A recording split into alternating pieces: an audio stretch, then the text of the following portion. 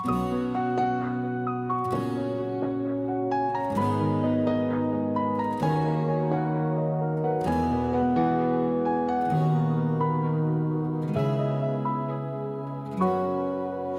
gitna ng gubat, madilim at mapanglaw, si Florante'y nakagapos, puso'y sugat ang tunay.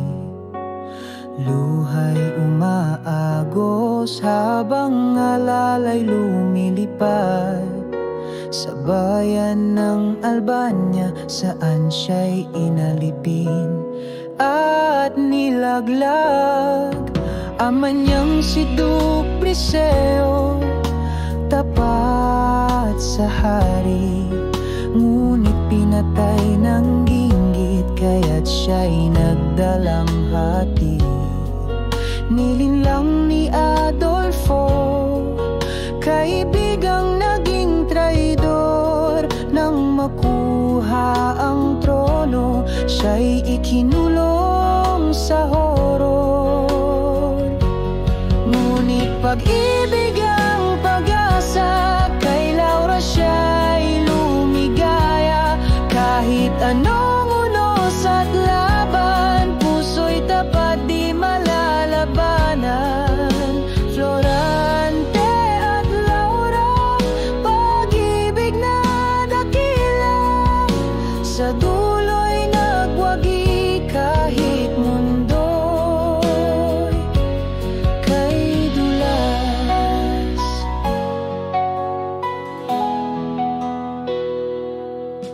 Laura'y anak ng hari, ganda'y walang kapantay, ngunit pinakasal sana kay Adolfo ay tunay na lumbay.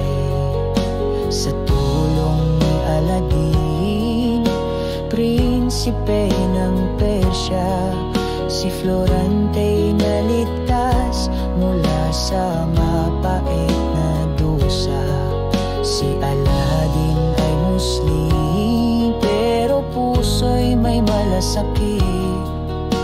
Iniwan ang laban sa pag-ibig ng isang hitik. Ang kanyang sintay si Flerida, tapang ay kaagapay, na tumakas sa kasinungalingan ng panahong mapanghusga't mapait. Ngunit pag-ibig ang pag-asa, kay Laura siya'y lumigaya. Kahit anong unos at laban, puso'y tapat di malalabanan. Florante at Laura, pag-ibig na dakila, sa dulo'y nagwagi kahit mundo'y kay nagtagumpay. Ang liwanag sa dilim, pag-ibig ang sandata sa bawat suliranin. Nagkaisa ang apat na pusong tapat, sa dulo'y kapayapa ay muling umangat.